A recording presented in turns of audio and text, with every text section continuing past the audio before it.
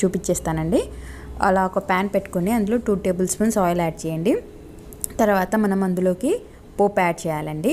Oil కొంచెం heat అయిన తర్వాత మనం పోపు యాడ్ చేసేసి సన్నగా తరిగి పెట్టుకున్న అలా పొడుగ్గా కట్ చేసుకోండి. ఉప్మాకి టేస్ట్ అనేది చాలా బాగుంటుంది. ఒక చిన్న ఆనియన్ అండ్ కరివేపాకు. ఇప్పుడు అవి కొంచెం ఫ్రై అయ్యాక మరీ ఎక్కువగా కలర్ రాని చేయకండి. జస్ట్ కొంచెం ఫ్రై అయ్యాక అందులో ఒక 1/2 టేబుల్ స్పూన్ అల్లం వెల్లుల్లి పేస్ట్. ఇందుకు ఎక్కువ అల్లం వెల్లుల్లి పేస్ట్ వేయకండి, జస్ట్ ఫర్ ఫ్లేవర్ మాత్రమే. చాలా తక్కువ వేసుకోండి, టేస్ట్ బాగుంటుంది. ఎక్కువగా వేసుకుంటే మసాలా ఫ్లేవర్ ఎక్కువగా తెలుస్తుంది కాబట్టి అంత టేస్టీగా అనిపించదు. లైట్గా వేసుకోండి అల్లం వెల్లుల్లి పేస్ట్ అనేది.